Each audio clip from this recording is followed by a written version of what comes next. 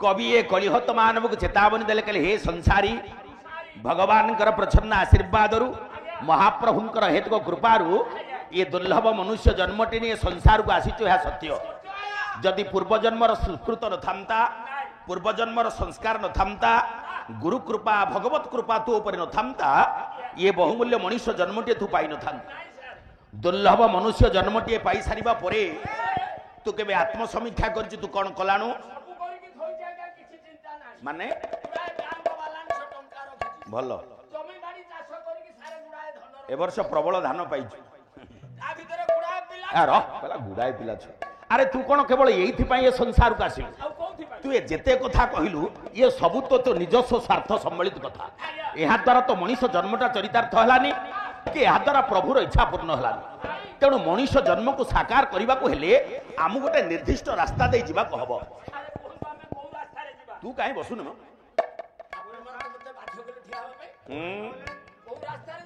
माने हां हां अरे से रास्ता रे जीवा कथा मु कहूनी आमको सही रास्ता रे जीवा को हबो महापुरुष अच्युत 46 पटल रे कहिले कहले हे विश्ववासी हे संसारी मनुष्य जन्म को साकार करने को हेले आपन टिके सही बाटे रे चलंतु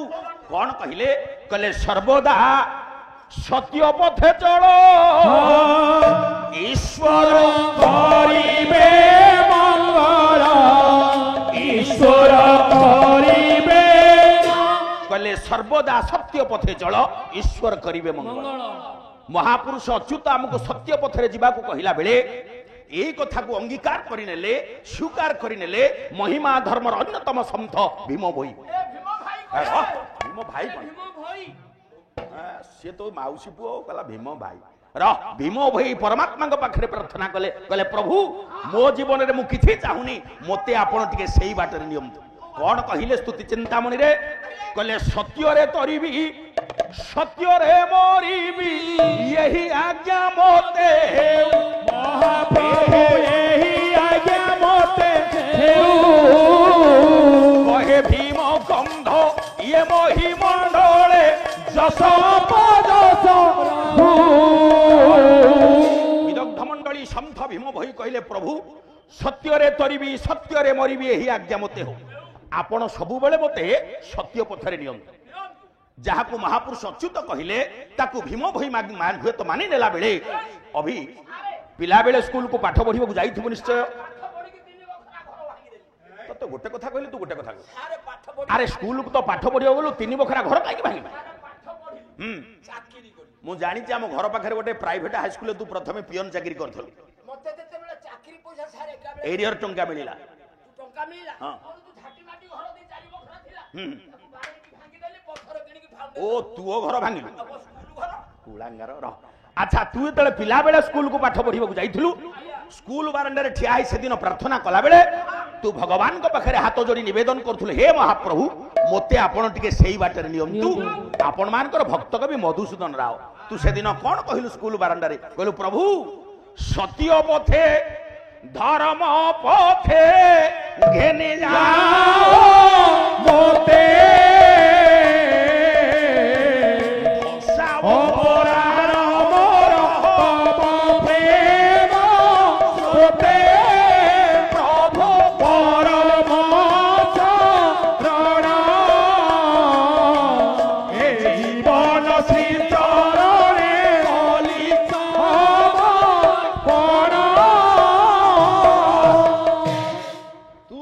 स्कूल बारंडा रे ठिया ही प्रार्थना कला बेले पढ़िलु सत्य पथे धर्म पथे घेनी जाओ मते हे महाप्रभु आपण मते सत्य पथरे और धर्म पथरे नियम अच्छा अभी तू खाली उच्चारण कलु ना तो जीवन रे केबे से बाटरे जाउ माने र बस विदग्ध मंडली वास्तविक आजिर समाज पूरा बिगिड़ी जाइछि आजी आमे समस्ते बाट भूलियो बाटरे आमे समस्ते रास्ता छाड़ी अण रास्ता रे जोथि पई संसार स्थिति आज पूरा बिगड़ी जाइछि आपण मान देखन आज आमे केही से बाटरे जाए ना 1999 मसिया ठारू एबे पर्यंत भी देखन सांप्रतिक समाज को केते केते बड़ विपद मारी आसु ये कथा आपण ये ना आगुर केबे सुन नथिले केतेबेले सुनामी आसिलानी केतेबेले आइला झोड़ा आसिलानी केतेबेले माडी आसिलानी केतेबेले हेलेन हेलानी केतेबेले फाइलिन हेलानी केतेबेले फनी हेलानी केतेबेले हुडु हुडु हेलानी केतेबेले तितिली आसिलानी अच्छा आज्ञा मान गोटिए पटे प्राकृतिक विपर्ययर भय थिला बेले आ गोटे पटे आतंकवादर भय केतेबेले जे को परिस्थिति रे मनुष्य समाज ध्वंस हो जिवो एबे ध्वंसाभिमुख हे सरलानी अच्छा काई कहूची आमे तो समस्त आज्ञा प्रभुर मान संतान आमे समस्त ईश्वर अमृत सृष्टि ईश्वर अमृतमय संतान अच्छा प्रभु कौन चाहूची बन्या बात्यारे ये मनुष्य समाज ध्वंस हो जाऊ प्रभु कौन चाहूची भूमिकंप होगी कांध पड़िकी ये मनुष्य समाज नष्ट हो ताले होची काहेकि जिते बेले आमे धर्म छड़ा हो जाए धर्म रास्तार विच्युत हो जाए पंच महाभूत आगे असहिष्णु हो जाती संसार को आमे माने ही विपद को आमंत्रण करे गंगाधर मेहर प्रणय बल्लर रे कहिलो कौन कहले कहले मानव धर्म सीमा को लंघिले देवे न पारंती सही अरे सही देवे न पारंती सही निजे निजे जेणु धर्म सीमा मध्य चिरकाल कांदी रही केते बड़ बड़ मूल्यवान कथा ये साहित्य मिले मेहर लिखिले प्रणय बल्लर रे मानव धर्म सीमा को लंघिले देवे न पारंती सही आमे तेरे धर्म रास्ता विच्युत हो जाए देवता माने आम बा समाज पे आमे ही विपद आमंत्रण करे धर्मेण हन्यत व्याधि धर्मेण हन्यत ग्रह धर्मेण हन्यत शत्रु जतो धर्म ततो जय जिते बेले संसार धर्मर अवक्षय हुए धर्मर ग्लानि घटे संसार को विपद आसे किंतु प्रभुर इच्छा जगत मंगलमय हो प्रभु चाहती जगत धर्म प्रतिष्ठा हो मु गोटे छोटिया दृष्टांतर अवतारण करुछु से दिन महाभारत युद्धर अव्यवहित पूर्व जितेबेले रसराज रसिकेन्द्र मौली ब्रजराज नंदन भगवान कृष्ण जानिनेले जे दुर्योधन महाभारत युद्ध पे प्रस्तुत हेलेनी शांतिर दूत भावे भगवान कृष्ण से दिन मान गोविंद दुर्योधन पाखरे पहुंचले डाकी देले कहले मान गोविंद तू तो ठिया आउ कि अछि मु सुनुची तमे महाभारत युद्ध पे प्रस्तुत हेलनी सुन ए युद्धटा कहा संगरे हबो अच्छा मान गोविंद ये पांडव माने होचन तमर भाई मात्र 5 खंड गां देई देले एते बड़ युद्ध को एड़े दिया जाय पारिबो हां करिछि प्रतिज्ञा बिना युद्ध देबी नहीं पांडव मानकु सूच्यग्रे में देली कहिबो त सिम हसुछु नै अच्छा ठीक अछि मु गोटिए कथा एठी पचारिबो दुर्योधन कला हे कृष्ण महाभारत युद्ध हबो संभावी महाभारत युद्ध निश्चित हबो किंतु मु गोटिए कथा पचारिबो चाहे ए महाभारत युद्ध रे हे कृष्ण तमे पांडव सपक्ष रहिबो ना कौरव सपक्ष रहिबो एबे मते उत्तर दियो हे कृष्ण तमे कहा सपक्ष रहिबो कोन करिवे बड़ ओडुआरे पड़ी गले कहले मु जदी वास्तव सत कथा कहिबी मु धर्म सपक्ष रे बा पांडव सपक्ष रहिबी ये ने मते छाडी दबो ना अच्छा मु तो केबे कौरव सपक्ष रहिबे कथा कहि परिबिनी कौरव सपक्ष रहिले मो जन्म भूले हि जिवो मो कर्म भूले हि जिवो पाखो को डाकिले कहले मान गोविंद कृष्ण मु एबे टिके व्यस्त अछि अच्छा वर्तमान द्वारका फेरी जाउछि जानदु काली प्रभात जे आगो मो पाखरे पहुंचिबो जदि तमे पहुंचिबो मु तम सपक्ष रहिबो नाइ जदि पांडव तरफ अर्जुन पहुंचंदी ताहले मु पांडव सपक्ष रहिबी कहि देई भगवान कृष्ण फेरी गले राति सारा चिंता कला मान गोविंद दुर्योधन कहला जेमिति होना काहेकि मते प्रभात अव्यवहित पूर्वरु आगो जाई कृष्ण को पाखरे पहुंचिबा कहो तेबे संथ मंडली कथा हला कोन हौ धीमंत मंडली बारे डेरी बे श्रवण माया मन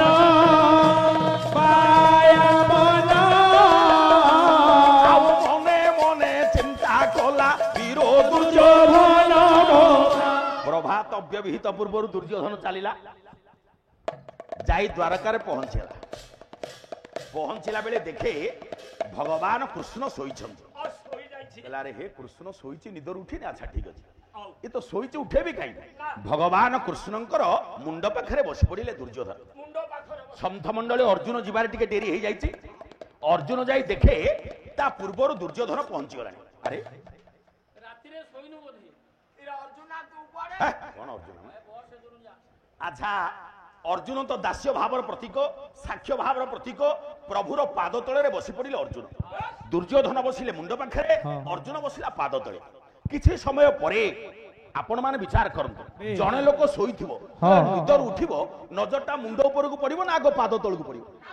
ସେଇ ନ୍ୟାୟରେ ଭଗବାନ କୃଷ୍ଣ ଯେତେବେଳେ ନିଦରୁ ଉଠିଲେ ପ୍ରଥମତଃ ଦୃଷ୍ଟିଟା ଅର୍ଜୁନ ଉପରେ ପଡିଗଲା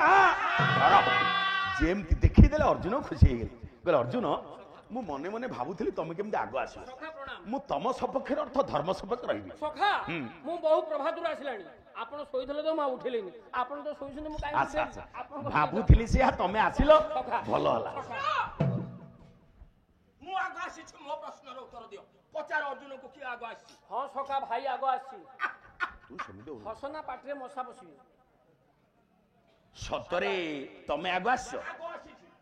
ଆଚ୍ଛା ଚିନ୍ତା କଲେ ସବୁ ତ ଗୋଳମାଳ ହେଇଗଲା ଏ ଦୁର୍ଯ୍ୟୋଧନ ଯଦି ବା ଆଗ ଆସିଛ କାଇଁ ଲାଇନରେ ତ ନଥଲ ପିଲାମାନେ ତ ଡିଲର ପାଖକୁ ଚିନି କିରୋସିନ କି ଗହମ ପାଇଁ ଯିବେ ଯିଏ ଯେତେ ଆଗ ଯାଇଥାନ୍ତୁ ଯଦି ଧାଡ଼ିରେ ଠିଆ ହେଇନଥିବେ ସତରେ ଆଗ ଆସିଛ ଗୋଟେ କଥା କାଲି କହିବାକୁ ତମକୁ ଭୁଲି ଯାଇଥିଲି ମୋର ଶରୀର ଅସୁସ୍ଥ ମହାଭାରତ ଯୁଦ୍ଧରେ ମୁଁ ଅସ୍ତ୍ର ଧରିବିନି ତମେ ମୋତେ ନବ ନା ମୋର ଯୁଦ୍ଧ ବିଦ୍ୟାରେ ତାଲିମ ପ୍ରାପ୍ତ ଯାଦବ ସୈନ୍ୟ ଯୋଉମାନଙ୍କୁ ନେଲେ ତମେ ଯୁଦ୍ଧରେ ଜିତିବା ନିଶ୍ଚିତ ସେମାନଙ୍କୁ ନବ ଅପେକ୍ଷା କରନ୍ତୁ ମେଣ୍ଟାଲ ଖଟେଇ କହିବି ମେଣ୍ଟାଲ ନା ଚିପ୍ସ ଖଟଉନୁ କହିଲା ମେଣ୍ଟାଲ ଖଟେଇବି କୃଷ୍ଣ ମୋର ଯାଦବ ସୈନ୍ୟ ଦରକାର ବୁଝି ପାରିଲାନି ପ୍ରଭୁରେ ଏତାଦୃଶ ରହସ୍ୟ କହିଲା ଆକୁ ଏକା ନେଇ କଣ କରିବି ଯଦି ଆ ସୈନ୍ୟବାହିନୀ ନେଇଯିବି ମୁଁ ଯୁଦ୍ଧରେ ଜିତିବି ବିଦଗ୍ଧ ମଣ୍ଡଳୀ ପ୍ରାରମ୍ଭିକ କ୍ରମରେ କଥା ମୁଁ ଅବତରଣ କରିବାର ଉଦ୍ଦେଶ୍ୟ ପ୍ରଭୁର ଇଚ୍ଛା ସବୁବେଳେ ଧର୍ମ ସପକ୍ଷ ରହିବା ପାଇଁ ପ୍ରଭୁ ଚାହାନ୍ତି ଜଗତରେ ଧର୍ମ ପ୍ରତିଷ୍ଠା ହଉ ଏ କଥାକୁ ଟିକେ ଗତିଶୀଳ କରି ନେଉଛି ଜାଣି ଶୁଣି ସେଦିନ ପାଣ୍ଡବ ସପକ୍ଷ ରହିଗଲା ପରେ କୁରୁକ୍ଷେତ୍ର ଯୁଦ୍ଧ ପଡ଼ିଆରେ ପ୍ରସ୍ତୁତ କରିଦେଇଛନ୍ତି ନନ୍ଦିଘୋଷ ରଥକୁ ଯୁଦ୍ଧ ହବ ନିଜେ ହେଇଗଲେ କୃଷ୍ଣ ରଥର ସାରଥୀ ଆଉ ଅର୍ଜୁନ କରିଦେଲେ ରଥର ରଥୀ ଡାକିଦେଲେ କହିଲେ ଅର୍ଜୁନ ଆଉ ଡେରି କାହିଁକି ଏଣିକି ଆମକୁ ଆଜି ଏଇ ମୁହୂର୍ତ୍ତରୁ ଯୁଦ୍ଧ ଆରମ୍ଭ କରିବାକୁ ହବ ଯୁଦ୍ଧ ସଖା କାହା ସାଙ୍ଗରେ ସେଇମାନଙ୍କ ସାଙ୍ଗରେ ଓସି ପାଲା ବାଲାଙ୍କ ସାଙ୍ଗରେ ହେଲେ ସଖା ମୁଁ ପାରିବି କାହିଁକି କାହା ସହିତ ଯୁଦ୍ଧ କରିବି ଆପଣ ଚିନ୍ତା କଲେ ମାନେ ସମସ୍ତେ ମୋର ଜ୍ଞାତି କୁଟିବ ଭାଇ ବନ୍ଧୁ ସେମାନଙ୍କ ଯୁଦ୍ଧରେ ମୁଁ ଗାଣ୍ଡିବ ଉତ୍ତୋଳନ କରିପାରିବି ଅର୍ଜୁନ ହାତ ଯୋଡ଼ି ଦେଲେ କହିଲେ ପ୍ରଭୁ କାହା ସହିତ ଯୁଦ୍ଧ କରିବାକୁ କହୁଛନ୍ତି ଯାହା ସହିତ ଆପଣ ଯୁଦ୍ଧ କରିବାକୁ କହୁଛନ୍ତି ସମସ୍ତେ ମୋର ନିକଟ ସମ୍ପର୍କୀୟ ନିଜର ଅସମର୍ଥତା ପ୍ରକାଶ କଲେ ଶ୍ରୀମଦ ଭଗବତ ଗୀତା ସୁନ୍ଦର ଶ୍ଲୋକଟେ ଲେଖିଲେ ବ୍ୟାସ ଅର୍ଜୁନ କହିଲେ ସଖା ଇଏ ସିଦନ୍ତି ମମ ଗାତ୍ରାଣୀ ମୁଖଂ ଚ ପରିଚୁଚ୍ୟତି ବେପଥୁଶ୍ଚ ଶରୀର ମେ ରୋମହର୍ଷ ଚ ଜାୟତେ କହିଲେ ପ୍ରଭୁ ମୋ ଶରୀର ଥରି ଉଠୁଛି ରୋମ ଗୁଡାକ ଟାଙ୍କୁରିତ ହେଇଯାଉଛି ମୁଁ ନିଜକୁ ଅତ୍ୟନ୍ତ ଦୁର୍ବଳ ଅବଶ ମନେ କରୁଛି ମୁଁ ଯୁଦ୍ଧ କରିପାରିବିନି କାହିଁକି ନା ସେମାନେ ମୋର ଭାଇ ବନ୍ଧୁ କୃଷ୍ଣ ଡାକିଦେଲେ କହିଲେ ଅର୍ଜୁନ ଆରେ ସିଏ ହୁଏତ ତମର ଭାଇ ବନ୍ଧୁ ସୋଦର ହେଇପାରନ୍ତି କିନ୍ତୁ ଯେହେତୁ ଯୁଦ୍ଧ ପଡ଼ିଆରେ ପ୍ରତିପକ୍ଷ ଭାବରେ ଠିଆ ହେଇଛନ୍ତି ତାଙ୍କୁ ଆଜି ଆମ ଯୁଦ୍ଧ କରିବାକୁ ହବ ନା ମୁଁ ପାରିବିନି ମାନେ ନା କଣ ପାଇଁ ମୁଁ ପାରିବିନି କହିଲେ ଆଜ୍ଞା କେମିତି ମୋ ଭାଇ ବନ୍ଧୁ ବିରୁଦ୍ଧରେ ଯୁଦ୍ଧ କରିବି ଯେତେବେଳେ ଅର୍ଜୁନ ମନା କରିଦେଲେ କାନ୍ଧରୁ ଗାଣ୍ଡିବ ଧନୁଟାକୁ ବାହାର କରିଦେଲେ କୃଷ୍ଣ ଭଗବାନଙ୍କର ପାଦ ତଳେ ଥୋଇ ଅର୍ଜୁନ ହାତ ଯୋଡ଼ିଦେଲେ କହିଲେ ସଖା ଭାଇ ବାନ୍ଧବ ଭାବ ଦେଖି ଭାଇ ବାନ୍ଧବ ଭାବ ଦେଖି ବସିଲେ ସମର ଉପେଠି କାନ୍ଧରୁ ଗାଣ୍ଡିବ ଧନୁଟାକୁ ବାହାର କରି ପ୍ରଭୁ ପାଦଳେ ଥୋଇ ଦେଇ ହାତ ଯୋଡ଼ିଦେଲେ ମୁଁ ଯୁଦ୍ଧ କରିପାରିବିନି କୃଷ୍ଣ ଚିନ୍ତା କଲେ ହାୟ ଅର୍ଜୁନକୁ ନେଇ ଏଡେ ବଡ ପରିକଳ୍ପନା କଲା ବେଳେ ସିଏ କଣ କହୁଛି ଯୁଦ୍ଧ କରିବେନି ଡାକିଲେ କହିଲେ ଅର୍ଜୁନ ଏ ଯୁଦ୍ଧଟା ତମ ଭାଇ ବନ୍ଧୁ ବିରୁଦ୍ଧରେ ହବନି ଏ ଯୁଦ୍ଧଟା ହବ ଅଧର୍ମ ବିରୁଦ୍ଧରେ ତମକୁ ଯୁଦ୍ଧ କରିବାକୁ ହବ ଅର୍ଜୁନ ଇଂଲିଶ ଏତିକି ତ ଶିଖିଛି ଆଚ୍ଛା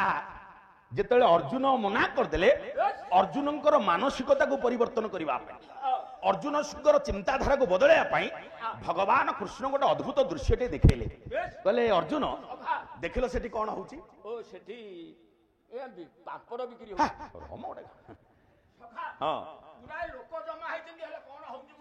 ଆବାଳ ବୃଦ୍ଧ ବନିତା ନିର୍ବିଶେଷରେ ଗୋଟେ ଅଦ୍ଭୁତ ଦୃଶ୍ୟଟିଏ ସମସ୍ତେ ଦେଖୁଛନ୍ତି ଆଜିକାଲି ସେ କଳା ପ୍ରାୟତଃ ବିଲୁପ୍ତ ହେଇଗଲାଣି ଆଉ ଗାଁ ଗହଳିକି ଆସୁନି ଆପଣ ମାନେ କେଳା ପୁଅ ଗୋଟେ ବାଉଁଶ ରାଣୀ ଖେଳ କରିଥିବାର ଦେଖିବେ ଅନତି ଦୂରରେ ଦେଖିଲେ କେଳା ପୁଅ ଗୋଟେ ବାଉଁଶଟିଏ ପୋତିଛି ସେ ବାଉଁଶକୁ ଶକ୍ତ ରଖିବା ପାଇଁ ଚାରିଟା ଦଉଡ଼ି ଚାରି ଦିଗରେ ଟାଣିଛି से चारिटा दौड़ी बांधिबा पई चारिटा किला मध्य चारि दिगरे पोतिची से बाउंस पर गोटे झियोटे घिरी घिरी की बुलुची भगवान कृष्ण कहले अर्जुन एथुर तमे कोन बुझिलो ए मर्मर गोटे श्लोक शुण ये श्लोकटी लिखिले आपण मानकर शंकराचार्य तू बेसी तू केते जण शंकराचार्य को जानिछु हैं किछि दिन तळे जने दिवंगत शंकराचार्यंकर उत्सव कथा तू खबर कागज रे पढुतिलु से मूल शंकराचार्य नो से कांची कामकोटी पीठर दिवंगत शंकराचार्य जयेंद्र सरस्वती को कथा मु तांको कथा कहूनी ख्रीष्टपूर्व 688 केरल कालाड़ी गाँव जार घर बापा शिवगुरु मारिया जो शंकराचार्य आपणकर दशनामी संप्रदायर स्रष्टा गिरी पुरी भारती आरण्य परमंश पर्वत ये जो दशनामी संप्रदाय तार मूल होचंदी स्रष्टा होचंदी शंकराचार्य आउ जेउ शंकराचार्य शैव सनातन धर्मर प्रतिष्ठा आउ जेउ शंकराचार्य भारत वर्षर प्रधान 4टी तीर्थरे 4टी आश्रम बा मठ प्रतिष्ठा करछन आपणकर पूर्व रे बा पुरी रे गोवर्धन पीठ दक्षिण रे रामेश्वर रे श्रृंगेरु मठ बदरिका रे ज्योति मठ द्वारका रे शारदा मठ एबे जे श्रीक्षेत्र शंकराचार्य स्वामी निश्चलानंद सरस्वती से वर्तमान भारत वर्षर 147तम शंकराचार्य मु मूल शंकराचार्य जगतगुरु शंकराचार्य कथा कहूँ भगवान कृष्ण कहले अर्जुन देखिलो एटा सुंदर श्लोकटी लिखिले मो रवि बाबू तुम 4 दिन पाला गोटे पटे जदि पड़े निकितिर आ गोटे पटे जदि ये श्लोक पड़िबो ये श्लोकटी तथापि ओजन हो भगवान कृष्ण कहले अर्जुन वंश प्रांशु रसो घृण प्रणमय छिरना बरत्राइमा कंठ तयार विषमति निमहि आहन्य मान्या आरोह व्यवसाय एष भवतः सत्रेण संपाद्यता सूरे श्री निकटे कृतांत महिष त्रैवेय घंटा ध्वनि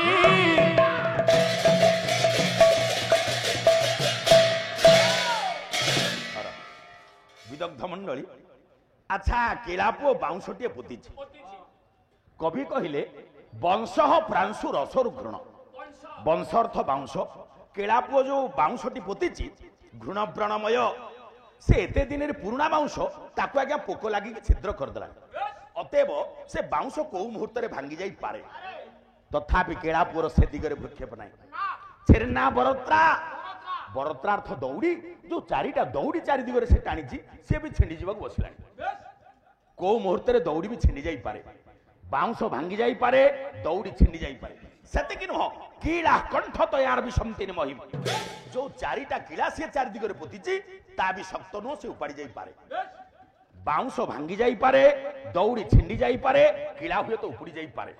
ये 3टी कथार जदि गोटे कथा हबो बाउंश उपरे खेल करथबा आज्ञा झियोटार जीवन जीव ए सबु सत्वे काई आज्ञा को मुहूर्त रे बाउंश भांगी जाई पारे दौड़ी छिंडी जाई पारे कीड़ा उपुड़ी जाई पारे झियोटार जीवन जाई पारे ए सबु सत्वे केला पुओ जीवन को बाजी लगेई एते बड़ खेल करूछ काई आपण माने कहिबो बोधे टंका रोजगार हबो तो सेहित पई जीवन को बाजी लगेई खेल करूछ नाइ आज्ञा टंका मिलिबो बोली सठिक किछ ना मन करंतु ये हो कि गाँ दांडर हो बा बजार हो केलापुओ खेल कर सारा पर गामछाटे पकईदेला गाँ दांडे आपन को 2 टଙ୍କା कि 5 टଙ୍କା मागिबो आपण माने कोन दबाक बाध्य कि ना इच्छा हेले 2 टଙ୍କା देई पारंती नले खेल भांगबाकू 5 मिनिट कि 10 मिनिट थबो आपण गाड़ी की बाइक धरे साइकिल की बाइक धरिकी पळई पारंती मो माँ मान को से चाउल मुठाई मागिबो से मान कोन दबाक बाध्य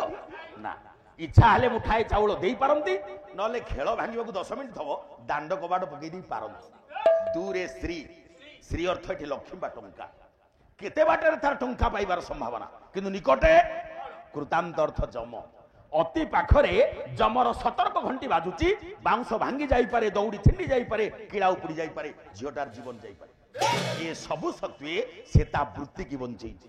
से ता कौलिक वृत्ति को रक्षा करिछि एई होछि तार धर्म भगवान कृष्ण कहले हे अर्जुन केलापुओ जेमति ता वृत्ति की बंचई तमे परा क्षत्रिय तमर धर्म क्षत्रिय ही प्रजा रक्षण पराशर कहले क्षत्रिय ही प्रजा रक्षण शस्त्र पाणी प्रदंडय निर्जित्य पर सन्यादि खितिं धर्मेण पा खितिं ये पृथ्वी की धर्म द्वारा रक्षा करबा दायित्व होछि तमर କାରଣ ଏହା ହଉଛି ତମର ଧର୍ମ ଆଉ କର୍ମ। ଧର୍ମ ଆଜ୍ଞା ଆଉ ଗୋଟେ କିଛି ବଡ କଥା ନୁହଁ। ଦୀନକୃଷ୍ଣ ଦାସ ରସକଲରେ ସେଇ କଥା କହିଲେ, କହିଲେ କହଇ କୁରଙ୍ଗୀ ଦୃଶା ଯାହାର ଯେ କର୍ମ କରିଲେ ହୁଅଇ ଧର୍ମ ନ କଲେ ଅଧର୍ମ। କହଇ କୁରଙ୍ଗୀ ଦୃଶା ଯାହାର ଯେ କର୍ମ କରିଲେ ହୁଅଇ ଧର୍ମ ନ କଲେ ଅଧର୍ମ। ଅଧର୍ମ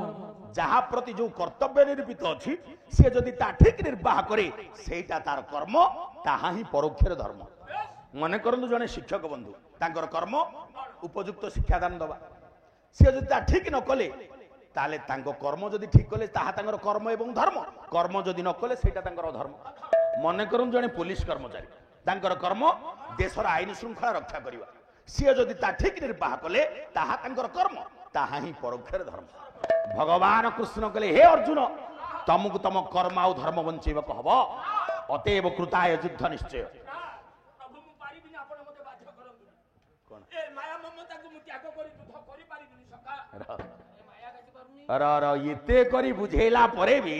ଅର୍ଜୁନ ହାତ ଯୋଡ଼ିଦେଲେ, କହିଲେ ନାଇଁ ଆଜ୍ଞା ସେ ମୋର ଭାଇ ବନ୍ଧୁ, ମୁଁ ତାଙ୍କ ବିରୁଦ୍ଧରେ ଧନୁ କେମିତି ଧରିବି? ଗୋଟେ ମାୟା ମମତା ଭିତରେ ମୁଁ ବନ୍ଧା ପଡିଯାଇଛି। ଅନୁରୂପ ଗୋଟେ ଶ୍ଲୋକଟିଏ ବ୍ୟାସ ଲେଖିଲେ ଅର୍ଜୁନ କହୁଛନ୍ତି, କହିଲେ ଦେଖନ୍ତୁ ପ୍ରଭୁ, କହିଲେ ଆଚାର୍ଯ୍ୟା ପିତର ପୁତ୍ରା ତଥୈବଶ୍ଚ ପିତାମହ ମାତୁଳ ଶ୍ୱଶୁର ପୌତ୍ରା ଶାଲ୍ୟାଃ ସମ୍ବନ୍ଧିନସ୍ତଥା। କହିଲେ ପ୍ରଭୁ କିଏ ଦାଦା ହବ, କିଏ ଭାଇ ହବ, କିଏ ମାମୁଁ ହବ, କିଏ ଗୁରୁ ହବ, ସେମାନେ ସେପ ହୁଏତ ଶତ୍ରୁ ପକ୍ଷରେ ଥିଲା ବେଳେ ମୁଁ କେମିତି ଧନୁ ଧରିବି? ମୁଁ ଧନୁ ଧରି ପାରିବିନି,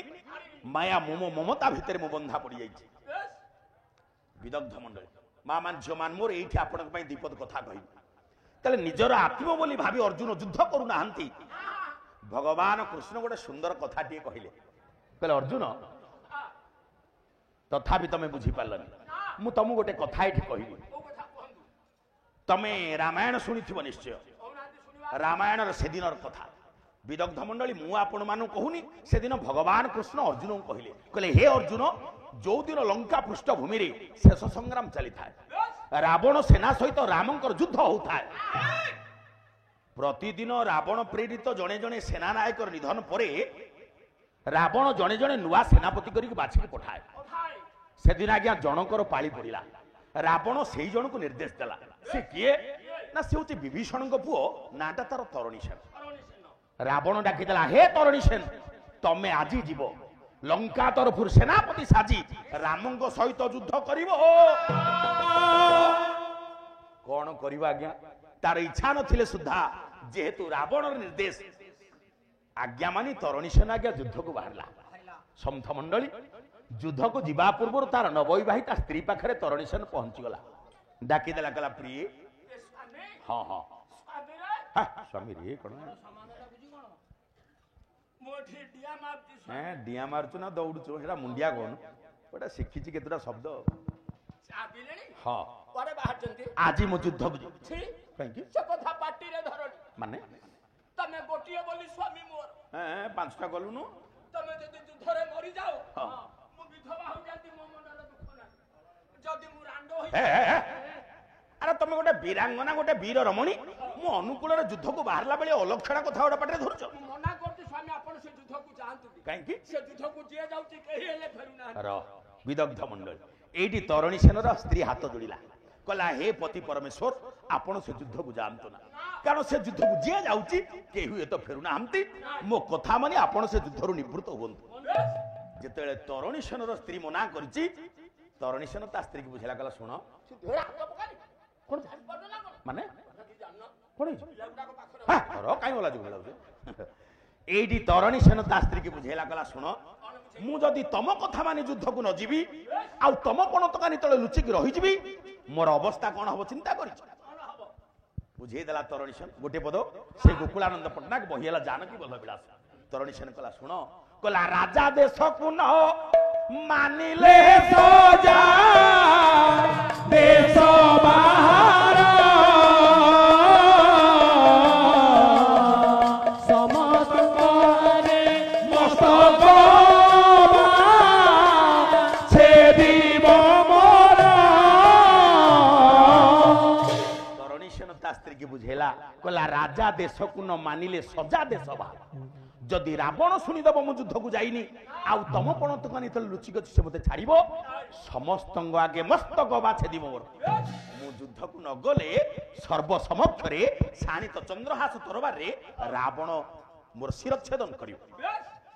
ତେଣୁ ଯୁଦ୍ଧକୁ ନ ଗଲେ ମରିବାଟା ନିଶ୍ଚିତ ସ୍ୱାମୀ ଯୁଦ୍ଧକୁ ଯିବି ଯୁଦ୍ଧ କରିବି ଗୋଟେ ଯୋଦ୍ଧାର ପରିଚୟ ଦେବି ଆପଣ ଟିକେ ମୋ କଥା ବୁଝିବାକୁ ଚେଷ୍ଟା କରନ୍ତୁ ମାନେ ଆପଣ ଯାହା ସହିତ ଯୁଦ୍ଧ କରିବା ପାଇଁ ବାହାରିଛନ୍ତି ସ୍ୱାମୀ ହଁ ସେ ଜଣେ ସାଧାରଣ ଲୋକ ନୁହଁ ମୁଁ ହାତ ଯୋଡୁଛି ଆପଣ ତା ସହିତ ଜମା ଯୁଦ୍ଧ କରିବାକୁ ଯାଆନ୍ତୁନି ଆଜ୍ଞା ମା ଏଇଠି ତରଣୀ ସେନର ସ୍ତ୍ରୀ ହାତ ଯୋଡ଼ିଲା କହିଲା ହେ ପତି ପରମେଶ୍ୱର ମୋର ଆପଣ ଯାହା ସହିତ ଯୁଦ୍ଧ କରିବାକୁ ଯିବେ ସେ ରାମ ଜଣେ ଅଦ୍ୱିତୀୟ ଯୋଦ୍ଧା ସେ ରାମ ଜଣେ ଅସାଧାରଣ ବ୍ୟକ୍ତିତ୍ୱ ୟା ପୂର୍ବରୁ ଲଙ୍କାରୁ ଯେତେ ଜଣ ଗଲେଣି କେହି ଫେରୁନାହାନ୍ତି ତରଣୀ ସେନ ତା ସ୍ତ୍ରୀକି ବୁଝେଇଲା କହିଲା ତମେ ସମସ୍ତଙ୍କ ସହିତ ମୋତେ କାହିଁକି ତୁଳନା କରୁଛ ତମେ କଣ ହେଇଗଲ କି କହିପାରିବ ମୁଁ କାହା ପୁଅ ମୁଁ ତାଙ୍କ ନାଁ ଧରିବି କାହିଁକି ସେ ମୋ ଶ୍ୱଶୁର ଶ୍ୱଶୁର ନାଁ ଧରିବା କଥା ନୁହଁ। ବାପରେ କେତେ କଥା ଚିନ୍ତା କରିକି ତୁ କହୁଛୁ ଆଚ୍ଛା ଠିକ ଅଛି ମୋ ବାପା ହଉଛନ୍ତି ବିଭୀଷଣ ବେଶ କହିପାରିବ ମୋ ବାପା ବିଭୀଷଣ ଏବେ କୋଉଠି ସେଇଆଡେ ଯାଇକି ଅଛ। ମୋ ବାପା ବିଭୀଷଣ ବର୍ତ୍ତମାନ ରଘୁନାଥଙ୍କର ଚରଣାଶ୍ରିତ ମୋ ବାପା ବିଭୀଷଣ ଭଗବାନ ରାମଙ୍କର ଦାସାନୁଦାସ ଆଚ୍ଛା ମୁଁ ଯେତେବେଳେ ଯୁଦ୍ଧ କ୍ଷେତ୍ରରେ ପହଞ୍ଚିବି ମୁଁ ଯେତେବେଳେ ପ୍ରଭୁ ରାମଙ୍କ ସହିତ ଯୁଦ୍ଧ କରିବି ଭଗବାନ ରାମ ଯେତେବେଳେ ଜାଣିଦେବେ ମୁଁ ବିଭୀଷଣଙ୍କ ପୁଅ ସେ ମୋ ପ୍ରତି ନିର୍ଦ୍ଦୟ ହେବେ କି ସେ ମୋ ପ୍ରତି ନିଷ୍ଠୁର ହେବେ କି ସେ ପରା କୃପାର ସାଗର ସେ ପରା କରୁଣାର ବାରିଧି ସେଇ କଥା ତରଣୀ ସେନ ତା ସ୍ତ୍ରୀକି ବୁଝେଇଲା କହିଲା ଦାସର ପୁତ୍ରକୁ ଅତି ସୁନ୍ଦର ଶବ୍ଦ ସଂଯୋଜନା ଦାସର ପୁତ୍ରକୁ ନାଶ କି କରି ବେଦାସରଥୀ କାରେ ନ ପକା ଆଶଙ୍କା ମୋର ମରଣ ପ୍ରତି ଦାସର ପୁତ୍ରକୁ ନାଶ କି କରିବେ ଦାସର ରଥୀ। ମୁଁ ପରା ଗୋଟେ ଦାସାନୁଦାସର ପୁଅ ନିତ୍ୟ ସେବକର ପୁଅ ତେଣୁ ପ୍ରଭୁ ରାମ ଯଦି ଜାଣିଦେବ ମୁଁ ବିଭୀଷଣଙ୍କ ପୁଅ ସେ କେବା ମୋ ପ୍ରତି ନିର୍ଦ୍ଦୟ ହେବେନି ତେଣୁ ଜମା ଶଙ୍କାରେ ନ ପକା ଶଙ୍କା ମୋ ମରଣ ମରଣ ପ୍ରତି ମତେ ବିଦାୟ ଦିଅ ଆଉ ଡେରି କର ଏତେ କରି ବୁଝେଇଲି ମଧ୍ୟ ଆପଣ ମୋ କଥା ଶୁଣିବାକୁ ପ୍ରସ୍ତୁତ ନୁହନ୍ତି ହେଲେ ଆପଣଙ୍କ ଇଚ୍ଛା ମୁଁ ନିଜ ହାତରେ ଆପଣଙ୍କୁ ବୀର ବେଶରେ ସଜେଇ ଦେବି ସ୍ୱାମୀ ଦେଖନ୍ତୁ ଆଜ୍ଞା ମା ଶେଷରେ ତରଣୀ ସେନର ସ୍ତ୍ରୀ ତା ସ୍ୱାମୀକୁ ବୀର ବେଶରେ ସଜେଇ ଦେଲା ମୋ ସ୍ୱାମୀ ପରା ଦେଖି ଚାହିଁକି ଯୁଦ୍ଧ କରିବେ ହଉ ହଉ କେତେବେଳେ ଆଗୁଆ ହେବେନି ଆଉ ସଦାବେଳେ ପଛରେ ରହୁଥିବି ତୁ ମତେ ଭଲ ବତେଇକି ଛାଡୁଛୁ ଆଉ ଗଲାବେଳେ ସାଙ୍ଗରେ ଇଏ ଢାଲୁଟା ନେଇକି ଏ, ଯାଅ ରକ ମୁଁ କାହିଁ ଶୁଣୁଛୁ ତମେ ଶୁଭରେ ଯାଅ ସ୍ୱାମୀ ହଁ ତମ ଶୁଭ ମନାସିବା ପାଇଁ ମୁଁ ଯାଉଛି ଦେବଦେବ ମହାଦେବଙ୍କ ପାଖରେ ତମେ ଯୁଦ୍ଧରୁ ଫେରିବା ପର୍ଯ୍ୟନ୍ତ ବସି ଅଖଣ୍ଡ ଚାଲୁଥିବି ତମେ ଯେମିତି ଶୁଭ ଦେଖନ୍ତୁ ତରଣୀ ସେନର ସ୍ତ୍ରୀ ତା କର୍ତ୍ତବ୍ୟ କରୁଛି କହିଲା ପ୍ରଭୁ ହେ ପତି ପରମେଶ୍ୱର ଆପଣ ଯୁଦ୍ଧରୁ ଭଲରେ ଫେରିବା ପର୍ଯ୍ୟନ୍ତ ମୁଁ ଭଗବାନ ଅକର୍ମ କର୍ମଦାୟକ ଆଶୁତୋଷ ଶଙ୍କର ଭଗବାନଙ୍କ ନିକଟରେ ଦୀପ ଲଗେଇ ଅପେକ୍ଷା କରିଛି ଏ କଥାକୁ କବି ବି ଛାଡ଼ି ନାହାନ୍ତି ସେଇ ଗୋକୁଳାନନ୍ଦ ପଟ୍ଟନାୟକ ଜାନକୀ ବଲ୍ଲଭ ବିଳାସରେ ଲେଖିଲେ ତରଣୀ ସେନ ତା ସ୍ତ୍ରୀ କହୁଛି କହିଲା ଆଜିରେ ଯାଉଛି ବାଜିରେ ଆରେ ରାଜୀବ ମୋହି ହର ସେବାରେ ରହିଥିବୁ ହର ସେବାରେ ତୁହି କେତେ ସୁନ୍ଦର ସାହିତ୍ୟ ଏଇ କାଳଜୟୀ ସାହିତ୍ୟ ଆଜିରେ ଯାଉଛି ବାଜିରେ ରେ ରାଜୀବ ମୁହିଁ ଆଜି ଶବ୍ଦର ଅର୍ଥ ଆଜ୍ଞା ଯୁଦ୍ଧ ଆଉ ଆଜି ଶବ୍ଦର ଅର୍ଥ ହଉଛି ଆଜି ଆଜିରେ ଯାଉଛି ବାଜିରେ ଘୋଡାରେ ରେ ରାଜୀବ ମୁହିଁ ହର ସେବାରେ ରହିଥିବୁ ହର ସେବାରେ ହଉ ମାସୁଛି ସ୍ୱାମୀ ସେଦିନ ତରଣୀ ସେନ ତା ସ୍ତ୍ରୀ ପାଖରୁ ବିଦାୟ ନେଇ ଯାଉଛି ଗଲାବେଳେ ଶେଷରେ ଗୋଟେ ପ୍ରମାଣ ନେଇକି ଯାଅ ସେଟା ପ୍ରଣାମ ଘରେ ତୁ ଗୋଟେ ବହି ଲେଖୁନୁ କାହିଁକି ଅଭିଧାନ ଶୀଘ୍ର ଫେରିବେ ଜମା ଡେରି କରିବେ ହଉ ମାସୁଛି ସ୍ୱାମୀ ହଁ ହଁ ବାହାରକୁ ତ ଯାଉଛ ଗୋଟେ କଥା କହିବି ମନେ ପକେଇକି ମୋ ପାଇଁ ଆଣିବ କଣ କହୁନ ଶୀଘ୍ର ମୁଁ ଯୁଦ୍ଧକୁ ଯିବି ଯୁଦ୍ଧରୁ ଫେରିଲା ବେଳକୁ ମୋ ପାଇଁ ଦିଖଣ୍ଡ ବ୍ଲାଉଜ ନେଇକି ଆସିବେ ଆ ବାଘବାରୀ ମକର ବ୍ଲାଉଜ ଯାତ୍ରା ପଡିଆ ହେଇଛି ଆଜି ପତ୍ନୀ ପାଶୁ ବିଦାୟ ନେଇ ତରଣୀ ସେନ ଗଲା ହୋ ସେହୁ ଗଲା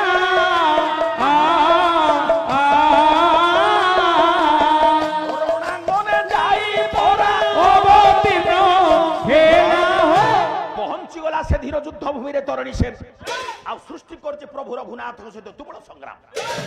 ଦୀର୍ଘ ସମୟ ଯୁଦ୍ଧ କରି ଅପୂର୍ବ ରଣକୌଶଳ ପ୍ରଦର୍ଶିତ କରେଇଛି ତରଣୀ ସେନର ଏତାଦୃଶ ବୀରତ୍ୱକୁ ଦେଖି ଭଗବାନ ରାମ ବିସ୍ମିତ ହେଲେ କହିଲେ ହାୟ ୟା ପୂର୍ବରୁ ଲଙ୍କାରୁ ଆସିଥିବା ଅନେକ ଯୋଦ୍ଧାକୁ ମୁଁ ସାମ୍ନା କରିଛି ହେଲେ ଆଜି ଦେଖୁଛି ଇଏ ଜଣେ ଅଦ୍ୱିତୀୟ ଯୋଦ୍ଧା ତରଣୀ ସେନର ବୀରତ୍ୱକୁ ଦେଖି ଭଗବାନ ରାମ ପ୍ରମାଦ ବଣିଲେ। ମନେ ମନେ ବିଚାର କଲେ, ହାୟ ଆଜିର ଯୁଦ୍ଧରେ ୟାର କଣ ପରାଜୟ ହବନି? ଆଜିର ଯୁଦ୍ଧରେ ୟାର କଣ ନିଧନ ହବନି? ଆଶଙ୍କା ଭିତରେ ଅଛନ୍ତି। ତରଣୀ ସେନର ଅପୂର୍ବ ରଣ କୌଶଳକୁ ଦେଖି ଭଗବାନ ରାମ ଭୀତତ୍ରସ୍ତ ହେଇଗଲେ। ପରିଶେଷରେ ପରାମର୍ଶ ଲୋଡ଼ିଲେ ବିଭୀଷଣଙ୍କର। ପଚାରିଦେଲେ, କହିଲେ ବିଭୀଷଣ ଦେଖି ପାରୁଛ ଆଜି ଯୁଦ୍ଧର ସେନାପତି କି? ଆଜିର ଯୁଦ୍ଧରେ ୟାର କଣ ପରାଜୟ ହବନି? ପ୍ରଭୁ ୟାର କଣ ନିଧନ ହବନି? ନିଶ୍ଚୟ ତେବେ ଗୋଟେ ଉପାୟ ପ୍ରଭୁ ହଁ। ଡେରି କରନ୍ତୁନି, ଆପଣ ବ୍ରହ୍ମସ୍ୱର ମାରି ଦିଅନ୍ତୁ। ବିଭୀଷଣ କହିଲେ, ପ୍ରଭୁ ଏ ଜଣେ ଅଦ୍ୱିତୀୟ ଯୋଦ୍ଧା, ୟାକୁ ମାରିବା ପାଇଁ ହେଲେ ଆପଣ ବ୍ରହ୍ମସ୍ୱର ନିକ୍ଷେପ କରନ୍ତୁ।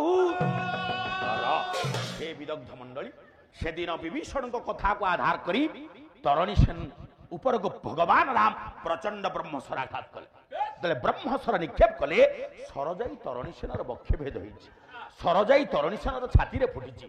ପରିଶେଷରେ ପ୍ରଚଣ୍ଡ ବ୍ରହ୍ମସ୍ୱରାଘାତରେ ଯୁଦ୍ଧ ଭୂମିରେ ତରଣୀ ସେନ ମରି ପଡ଼ିଛି। ଯେତେବେଳେ ତରଣୀ ସେନ ମରି ପଡ଼ିଛି, ଭଗବାନ ରାମ ଆଶ୍ୱସ୍ତ ହେଲେ। କହିଲ, ହଉ ଡେରିରେ ହଉ ପଛେ, ବିଳମ୍ବରେ ହଉ ପଛେ, ଶତ୍ରୁପକ୍ଷର ସେନାପତି ତ ବୋଲା। ପ୍ରଭୁ ଖୁସି ହେଇଗଲେ। ତରଣୀ ସେନ ମରିବା ପରେ ପ୍ରଭୁ ଆଜ୍ଞା ଆନନ୍ଦରେ ନିଜ ଶିବିର ଭିତରକୁ ପଳେଇଲେ। ଶତ୍ରୁପକ୍ଷର ସେନାପତି ମରିଗଲା ପରେ, ତରଣୀ ସେନ ମରିଗଲା ପରେ ଭଗବାନ ରାମ ଖୁସିରେ ନିଜ ଶିବିର ଭିତରକୁ ପଳେଇଲେ। ପ୍ରଭୁ ସିନା ଆନନ୍ଦରେ ନିଜ କୁଡ଼ିଆ ଭିତରକୁ ପଳେଇଲେ, ହେଲେ କେତେ ସମୟ ଆଉ ଛାତିର କୋହକୁ ଆଖିର ଲୁହକୁ ଚାପି ରଖିପାରିଥାନ୍ତା? ସମ୍ମୁଖରେ ଦେଖୁଛି ବିଭୀଷଣ ପଡ଼ିଛି ନିଜର ପୁଅ ତରଣୀ ସେନର ଶବଟା, ଆଉ ଛାତିର କୋହକୁ ଆଖିର ଲୁହକୁ ଚାପି ରଖିପାରିନି। ଅଶ୍ରୁ ସଜ୍ଜଳ ନୟନରେ ଅନୁଶୋଚନାର ପୂର୍ବକ ପହଞ୍ଚିଗଲା ବିଭୀଷଣ ପୁତ୍ର ତରଣୀ ସେନ ଶବ ପାଖରେ। ପୁଅ ଶବକୁ ନିଜ ଛାତି ଆଡ଼କୁ ଭିଡ଼ି ଆଣି ଅନୁଶୋଚନା ପୂର୍ବକ କହିଲା, ହେ ରେ ହତଭାଗ୍ୟ, ଆରେ ମୁଁ ଆସିଲା ବେଳେ ତତେ ଏତେ ମନା କରିଥିଲି ନା, କୌଣସି ପରିସ୍ଥିତିରେ ତୁ ଏ ଯୁଦ୍ଧ ପଡ଼ିଆକୁ ଆସିବୁ ନା। ହେଲେ ଅଯୋଗ୍ୟ ବାପା, ଏ ହତଭାଗ୍ୟ ବାପା ତୋର ମୃତ୍ୟୁଭେଦ କହିବାକୁ ବାଧ୍ୟ ହେଇଛି ରେ। ପୁତ୍ର ଶବକୁ ଜାବୁଡ଼ି ଧରି ଅନୁଶୋଚନା କରୁଛି ସେଦିନର ବିଭୀଷଣ। ଆସିଲୁ କାହିଁ ତୁ ସମରେ ଧନ ତୋ ବାତା ଛାଡ଼ି, নয়নে দেখে মজ অশ্রুনি গারি। ଓ ଶବକୁ ଜାବୁଡ଼ି ଧରି ଅନୁଶୋଚନା କରୁଛି। ଆରେ ଏଭଳି ଗୋଟେ ବାପା, ମୁଁ ତୋର ମୃତ୍ୟୁଭେଦ ନିଜେ କହିଛି, ଆଉ ସମ୍ମୁଖରେ ତୋ ମୃତ୍ୟୁକୁ ମୁଁ ଅତି ନିକଟରୁ ଦେଖିଛି। ପୁଅ ଶବକୁ ମା ମାନେ ଜାବୁଡ଼ି ଧରି କାନ୍ଦୁଥିଲା ବେଳେ, ଏତିକି ବେଳେ ଭଗବାନ ରାମ ଶିବିର ଭିତରୁ ପଳେଇ ଆସିଲେ। ବିଭୀଷଣକୁ ଦେଖିକି ଆଶ୍ଚର୍ଯ୍ୟ ହେଇଗଲେ। ଡାକିଦେଲେ, କହିଲେ, ବିଭୀଷଣ ତମ ଆଖିରେ ଲୁହ, କାନ୍ଦିବାର ବେଳ ଆସିଗଲା। ତାହେଲେ ମରି ଯାଇଥିବା ଯୁବକ କଣ ତମର ଆତ୍ମୀୟ? ମୋ ପୁଅ, ବିଭୀଷଣ, ଏ ଯୁବକ ତମର ପୁଅ? ମୋ ପୁଅ। କାଇଁ ଏକଥା ତମେ ତ ମତେ ପ୍ରଥମରୁ କହିନା? ତମେ ତ ମତେ ପ୍ରଥମରୁ କହିପାରିଥାନ୍ତ ଏ ମୋ ପୁଅ ବୋଲି। କିନ୍ତୁ ତମେ କଣ କଲ? କୃପା ତେଜି କିମ୍ପା উপায় মতে দেল বতাই, କହିଲ ନାହିଁ ତ কহিলে রহি লতুনি হই। କୃପା ତେଜି କିମ୍ପା ଉପାୟ ମତେ ଦେଲ ବତାଇ। ତମେ ତମ ପୁଅର ମରିବାର ରାସ୍ତାଟାକୁ ବତେଇ ଦେଲ। ହେ ଗୁଣଗ୍ରାହୀ ବିଦଗ୍ଧ ମଣ୍ଡଳୀ, ବିଭୀଷଣ କଣ ଆଜ୍ଞା ପ୍ରଥମରୁ ଚିହ୍ନି ନାହାନ୍ତି ତାଙ୍କ ପୁଅ ବୋଲି? ବିଭୀଷଣ କଣ ଆଜ୍ଞା ପ୍ରଥମରୁ ଚିହ୍ନି ନାହାନ୍ତି, ଜାଣି ନାହାନ୍ତି ତାଙ୍କ ପୁଅ ବୋଲି? ଜାଣିଛନ୍ତି ନା ଜାଣିନାହାନ୍ତି? ବିଭୀଷଣ କଣ ତାଙ୍କ ପୁଅକୁ ଚିହ୍ନି ନାହାନ୍ତି? ଚିହ୍ନିବା ପରେ ବି ସେ ନିଜର ପୁଅ ବୋଲି ପରିଚୟ କାହିଁକି ଦେଇନାହାନ୍ତି? ନା, ସେ ପୁଅଟା ଆସିଛି ରାବଣ ସପକ୍ଷରେ, ସେ ପୁଅ ଆସିଛି ଅଧର୍ମ ସପକ୍ଷରେ। ଯେତେବେଳେ ସଂସାରେ ଧର୍ମ ବଞ୍ଚେଇବାକୁ ହୁଏ, ସେଠି ପୁଅ ନାହିଁ, ଭାଇ ନାହିଁ, ମାୟା ମମତା କିଛି ନାହିଁ। ଆସନ୍ତୁ ମୂଳ କଥାକୁ। भगवान कहले हे अर्जुन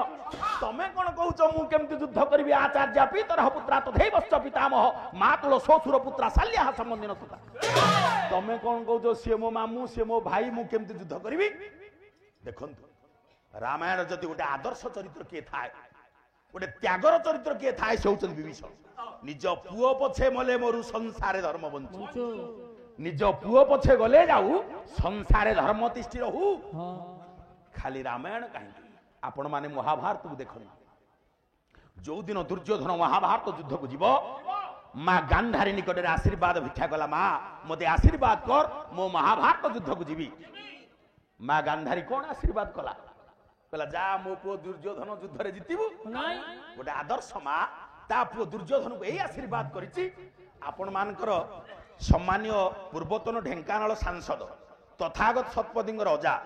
बा ओडिशार स्वर्गीय मुख्यमंत्री माननीया नंदिन शतपथींकर नना कालीचरण पाणिग्राही गांधार आशीर्वाद कौन गांधारी त्या पुओ आशीर्वाद कला कहला कुरुपति घेन आशीष मोहर जननीर भरा भय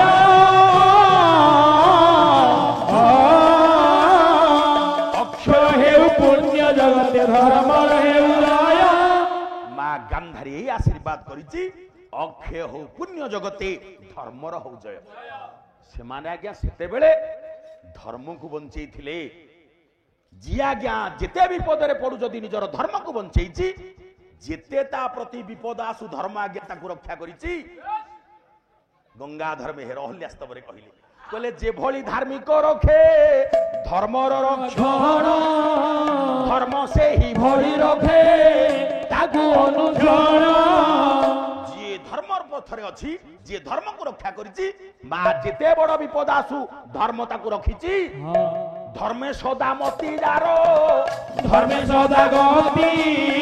ईश्वर खंडंती दारो सकल विपत्ति समाज के साहित्य और वरदान सदृश जदि ये पाला मंच न था ये साहित्य आम कान आसी पहुंचता धर्मे सदा मति जार धर्मे सदा गति ईश्वर खंडंती तार अखिल विपत्ति धर्म मंगलमय धर्मे सदा जय काले सबुठारे धार्मिक निर्भय धर्म मंगलमय धर्मे सदा जय सबु काले सबुठारे धार्मिक निर्भय तेणु ए आलोचना को गतिशील करबनी अतएव से दिन भगवान कृष्ण निजर उपदेश द्वारा धर्म युद्ध को अर्जुन को प्रवर्तई थिले एवं भूत से सच्चिदानंद भगवान कृष्ण आज पालार द्वितीय जामिनी पहली पाखुड़े महाप्रभु परमात्मा भगवान कृष्ण उपवेशन पूर्वक समस्त मंगल वर्धन करंतु आनंद प्रदान करंतु सर्वोपरि अनुष्ठान समस्त उद्योक्ता कर्मकर्ता सर्वोपरि संपादक सभापति समेत जेते वरिष्ठ कर्मकर्ता